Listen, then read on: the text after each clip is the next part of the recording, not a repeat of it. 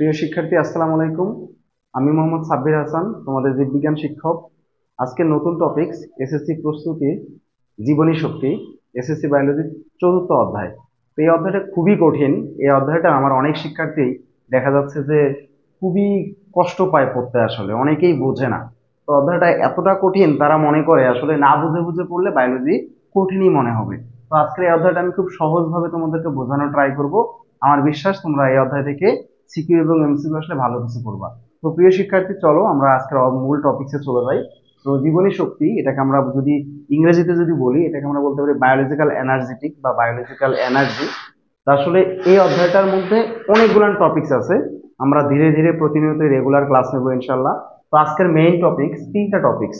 প্রথমত আমরা জানবো যে জীবনী শক্তি জিনিসটা কি, তারপর আমরা জানবো ফটো সিস্টেম কি, তারপর 3 নম্বরে জানবো হচ্ছে ফটোসিনথেসিস বিষয়টা কি।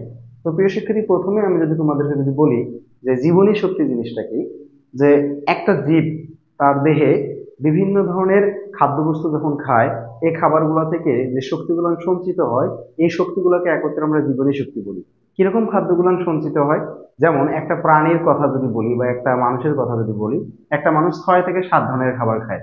কিরকম খাবারগুলো খায় আমরা জানি, যে প্রোটিন খায়, কার্বোহাইড্রেট খায়, ফ্যাটস খায়, মিনারেলস খায়, তারপর ভিটামিনস, ফাইবার, এই খাবারগুলো কিন্তু খায়। এই খাবারগুলো থেকে যে শক্তিগুলো পাই, এই শক্তিগুলোকে একত্রে আমরা জীবনী শক্তি বলি। তো বায়োলজির ভাষায় এই জীবনী শক্তিগুলোকে আমরা মানে এটিপি দ্বারা প্রকাশ করি। কি দ্বারা প্রকাশ করি? এটিপি দ্বারা প্রকাশ করি। এখন এটিপি কি? তো বাচ্চারা মনে রাখবা যে এটিপির পূর্ণরূপ হচ্ছে অ্যাডিনোসিন ট্রাইফসফেট। Adenosine triphosphate. এখন এই অ্যাডিনোসিন যে ট্রাইফসফেট, এটা কিভাবে এটিপিটা তৈরি হয়?